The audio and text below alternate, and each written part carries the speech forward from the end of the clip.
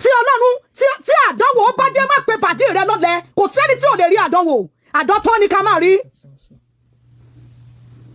ohun táráyé máa fi béèrè pé ibo lọ́lọ́run wá kó má ṣẹlẹ̀ sí wa lórúkọ Jésù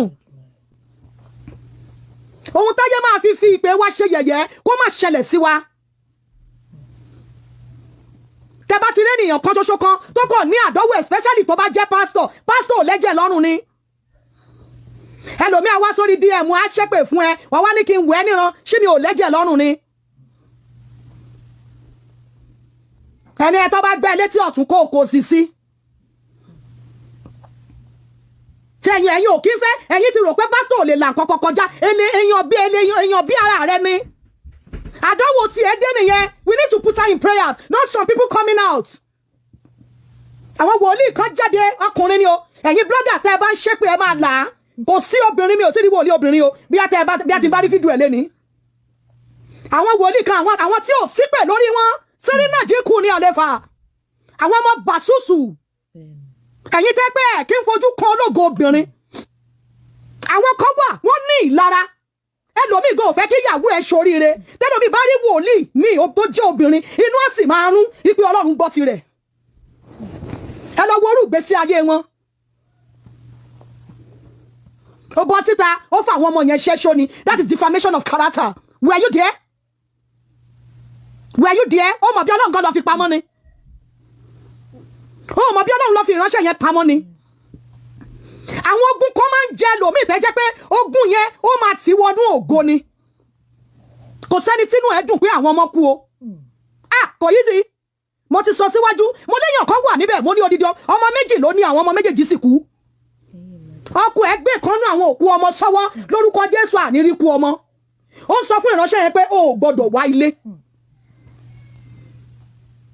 we all know how things is in Nigeria now ebi ń pa ọ̀pọ̀lọpọ̀ àwọn ènìyàn ṣé DM mi ò kún ni mo pín àwọn owó kan lórí Facebook mi nínú ọ̀sẹ̀ yìí DM mi fẹ́ kún padì sí i àwọn kan ṣì ń bá mi sọ̀rọ̀ dì sí i wípé àwọn ò tí ì jẹun tí tó bá wá níbi tí wọ́n ti ń pín oúnjẹ ṣé wọn ò ní ṣubú lura wọn ẹ̀yin kan dẹ̀ wà tọ́lọ́run dá yín lọ́lá tẹ́ ẹ̀dẹ̀ rò pé ẹ fẹ́ fọ́mọ làkejì yín jẹ mò ń wàásù ẹ̀ dáadáa bíbí tí n bá ń pín owó lórí Facebook mi ò tí ì rí nǹkan tó sọ pé òun fẹ́ bá wa fi kún ṣẹ́yìn olówó ẹ̀ sí lórí Facebook mi ni bí ti ẹ̀ pín owó lórí TikTok mò ń pín owó lórí Facebook mi náà ẹ máa rí ẹ wá sórí kọ́mẹ̀ntì yẹn máa sọ pé afẹ́fẹ́ yàn mẹ́wàá àwọn opó ní owó ẹ̀ẹ́dẹ̀ sọjú nu Ọlọ́run ṣe dáadáa fún ọ ó máa ń láwọn nǹkan kan téèyàn máa ń ṣe téèyàn máa fi ń rí orí ọ̀fẹ́ gbà níwájú Ọlọ́run kò yẹ kí n pín owó tí mo pín torí I remember last time tí mo pín owó gbẹ̀yìn ìránṣẹ́ kan tọrọ owó lọ́wọ́ mi àwọn tá a dẹ̀ fẹ́ choose wọ́n ti pé ó padà bú mi ni mo fáwọn widows ní 5,000 yan 20 ọ̀gá ni Yamuda tó bá jẹ́ pé wọ́n ń ṣàwọ́ nílẹ̀ ẹlẹ́ nílùú Canada ni wọ́n á yọ̀ǹda visa fẹ́yìn náà kájọ wá ṣàǹbí ìránṣẹ́ yẹn dẹ̀ wọnú DM mi ó ní kí n pẹ̀lẹ́ ìyó olówó bó ṣe àló sọ pé ọ̀tá mi máa ṣopó mo dẹ̀ reject ẹ̀ fún padà mo dẹ̀ land blocking kó máa bá tiẹ̀ lọ ṣùgbọ́n èmi Ọlọ́run sọ pé ká lọ fáwọn èèyàn lówó àwọn kan sọ pé kò yẹ kó ṣe ìwọ tó o ní tó o lè ṣe ńkọ́ and you are judging ìwọ tó lọ́run ṣe dáadáa fún tó o lè ṣe ẹ má fi ènìyàn kankan ṣe yẹ̀yẹ́ o àdánwò tiẹ̀ ló dé yẹn o bí ògo bá dẹ̀ ń jẹ́ ti Ọlọ́run ti fẹ́ Ọlọ́run ló máa ṣẹ ìfẹ́ ènìyàn kan ló máa ṣẹ òkè Ebony lòun wà ní live ńjọ́ yẹn tó ní tòun bú mi lórí owó mi ẹ̀yin wòlíì tẹ́ ń sọ pé ó fẹ́ èèyàn ṣẹ́ṣó ẹgbẹ́ bí tẹ́ ẹ ti ṣe give away jáde ní online ẹ̀yin wòlíì tap followers yín mélòó lẹ fún ní owó oúnjẹ fún Christmas ẹ̀yin wòlíì rọṣẹ́ ròróró followers yín mélòó lẹ fún ní nǹkan lọ́dún ó fi wọ́n ṣẹ́ṣó ó tẹ ẹ̀yin tẹ́ ẹ fẹ́ èèyàn ṣẹ́ṣó èèyàn mélòó lẹ́yìn múnú ẹ̀dùn you just come along and be saying rubbish. ẹ máa sọ ohun tí ò yẹ kẹ́ ẹ sọ jáde ẹ̀mí mímọ́ tí òfin wọ̀nyí kan tó pín nǹkan ṣebí wọ́n announce ẹ̀ lọ́dọ̀ Oriyomi ẹ̀mí ò lò yín gbà yẹ kẹ́ni sẹ́ríà ẹ jẹ́ nǹkan sí wọn lágídígbò àbí kẹ́ ẹ bọ́ sí online kẹ́ni báyìí lọ́lúwa àwọn ọmọ ogun wí Olúwa sọ pé ẹ gbọ́dọ̀ pín nǹkan yẹn, ẹ lọ yí ọjọ́ yẹn. Ẹ lọ yí ọjọ́ yẹn, ẹ gbọ́dọ̀ pín. Ẹ̀yin ò kí ń dúró níbi tó bá da, ibi tó bá bàjẹ́, ibẹ̀ lẹ̀yin máa ń wà. Ẹ wá máa fòṣì ṣayọ̀. Ẹ máa fòṣì ṣayọ̀. Lórúkọ Bàbá tọmọ tẹ̀mí mímọ́, ọmọ ará yóò ní di ẹrù kàlé wa lórí. Ohun tó gbélé wa lọ́wọ́ lórúkọ Jésù wọn ò ní bí wa. Ẹ̀yin ò gbọ́dọ̀ wà níbi ibi tí wọ́n ti ń tún nǹkan ṣe. Ẹ̀yin ò gbọ́dọ̀ sí níbi tó ti ń tún nǹkan ṣe. Ẹ ti ẹ̀ bọ́ta kí ẹ sọ rí pé Ọlọ́run kó rẹ̀ yín lẹ́kún. Olúwa kó wọnú yín lọ. Ọlọ́run kó ṣe dáadáa fún yín o. Ọlọ́run kó ṣínú yín o. Kẹ́ ẹ gbarú àdúrà yẹn, ẹ wá sọ fún àwọn òbí táwọn ọmọ wọn kú, ẹni wọ́n fi wọ́n ṣẹ́ṣó ni. Ẹ jẹ́ ká máa níbẹ̀rù Ọlọ́run nínú gbogbo ohun tá a bá ń ṣe o. Ó ní ẹ̀mí ń bọ̀ kánkán ní èrè mi sì ń bẹ pẹ̀lú mi láti sọ fún olúkúlùkù gẹ́gẹ́ bí iṣẹ́ ọwọ́ rẹ̀.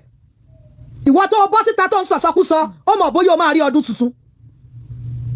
Ìwọ tí màdánwò tó ń dédé ọ́, kí ló fẹ́ fi bọ́ Ọlọ́run sọ̀rọ̀? Kí ni ìwọ fẹ́ sọ nígbà tó bá kàn ẹ́? Ṣé ìwọ lè sọ wípé ò sí nídìí ìbàjẹ́? Mo máa ń sọ kíní kan fọ́lọ́run, àdàbí tí n bá rẹ́ni tó wà lókè tí n bá ní kó jábọ́, tó yẹ bí mo ṣe wà yìí, mi ò kì í ṣe competition. Lálá. Tí Ọlọ́run tí àdánwò bá dé má pe bàdí rẹ lọ́lẹ̀, kò sẹ́ni tí ò lè rí àdánwò. Àdọ́tọ́ ni ká máa rí. Ohun táráyé máa fi béèrè pé ibo lọ́lọ́run wá wà kó má ṣẹlẹ̀ sí wa lórúkọ Jésù. Ohun táyé máa fi ìpè wa ṣe yẹ̀yẹ́ kó má ṣẹlẹ̀ sí wa.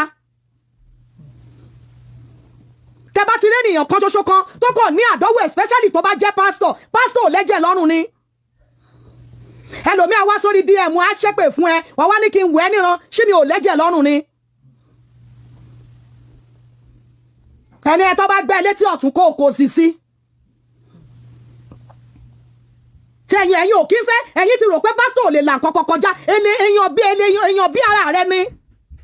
Àdánwò tí ẹ dé nìyẹn, we need to put her in prayers, not some people coming out. Àwọn wòlíì kan jáde, ọkùnrin ni o, ẹ̀yin blogger tẹ́ ẹ bá ń ṣépè ẹ máa là á. Kò sí obìnrin, mi ò tí rí wòlíì obìnrin o, bí a ti bá rí fídíò ẹ̀ léni.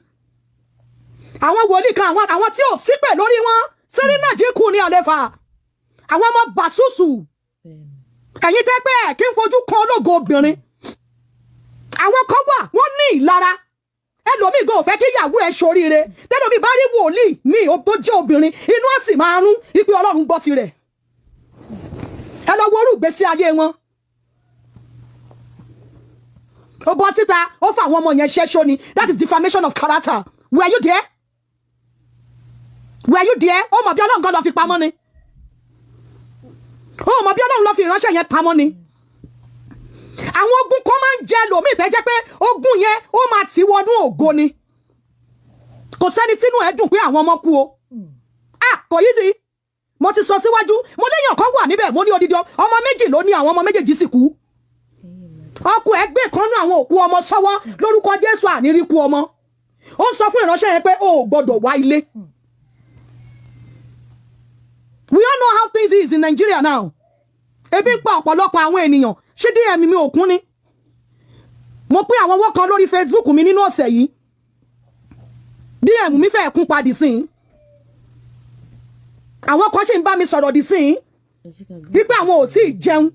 Ṣé tó bá wá níbi tí wọ́n ti ń pín oúnjẹ, ṣé wọn ò ní ṣubú lura wọn? Ẹ̀yin kan dẹ̀ wà tọ́lọ́run dá yín lọ́lá. Tẹ́ ẹ̀dẹ̀ rò pé ẹ fẹ́ fọ́mọ làkejì yín jẹ. Mò ń wàásù ẹ̀ dáadáa bíbí tí n bá ń pín owó lórí Facebook mi ò tí ì rí nǹkan tó sọ pé òun fẹ́ bá wa fi kún. Ṣẹ́yìn olówó ẹ̀ sí lórí Facebook mi ni. Bí ti ẹ̀ pín owó lórí TikTok, mò ń pín owó lórí Facebook mi náà. Ẹ máa rí ẹ wá sórí kọ́mẹ̀ntì yẹn, màá sọ pé afẹ́fẹ́ yàn mẹ́wàá àwọn opó ní owó ẹ̀ẹ́dẹ̀ sọjú nu Ọlọ́run ṣe dáadáa fún ọ. Ó máa ń láwọn nǹkan kan téèyàn máa ń ṣe, téèyàn máa fi ń rí orí ọ̀fẹ́ gbà níwájú Ọlọ́run. Kò yẹ kí n pín owó tí mo pín yìí. Torí I remember last time tí mo pín owó gbẹ̀yìn, ìránṣẹ́ kan tọrọ owó lọ́wọ́ mi, àwọn tá dẹ̀ fẹ́ choose wọ́n ti pé.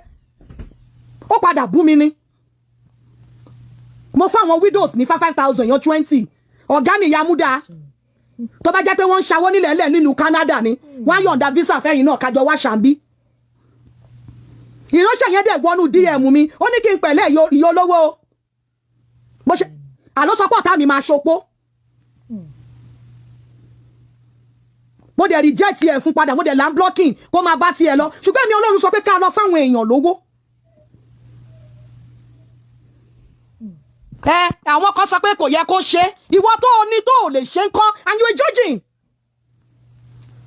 ìwọ tó lọ́run ṣe dáadáa fún tó o lè ṣe ẹ má fi ènìyàn kankan ṣe yẹ̀yẹ́ o àdánwò tiẹ̀ ló dé yẹn o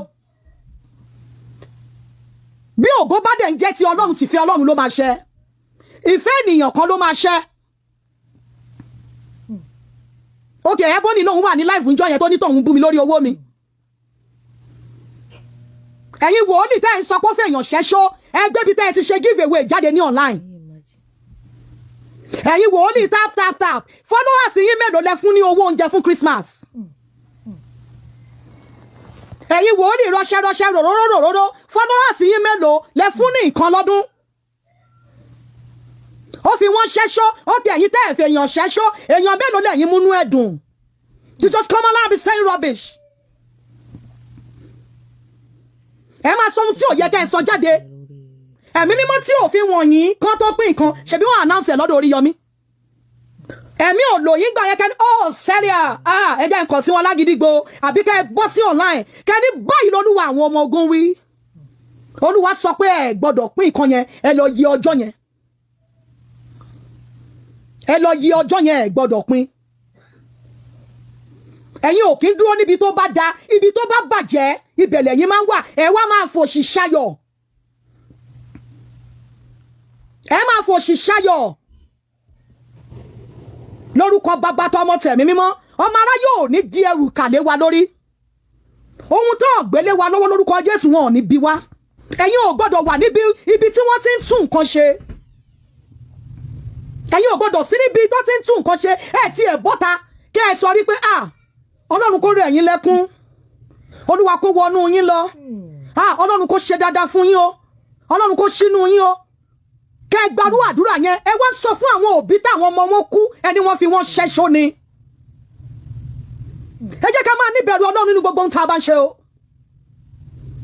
ó ní ẹ̀mí ń bọ̀ kánkán ní èrè mi sì ń bẹ pẹ̀lú mi láti sọ fún olúkúlùkù gẹ́gẹ́ bí iṣẹ́ ọwọ́ rẹ̀ ìwọ tó bọ́ síta tó ń sọ̀sọ́kúsọ ó mọ̀ bóyá o máa rí ọdún tuntun ìwọ ti mà dánwò tó ń dédé ọ kí ló fẹ́ fi bọ́ Ọlọ́run sọ̀rọ̀ kí ni ìwọ fẹ́ sọ nígbà tó bá kàn ẹ́ ṣé ìwọ lè sọ wípé ò sí nídìí ìbàjẹ́ mo máa sọ kíní kan fọ́lọ́run àdàbí tí n bá rẹ́ni tó wà lókè tí n bá ní kó jábọ́ tó yẹ bí mo ṣe wà mi ò kì í ṣe competition lálá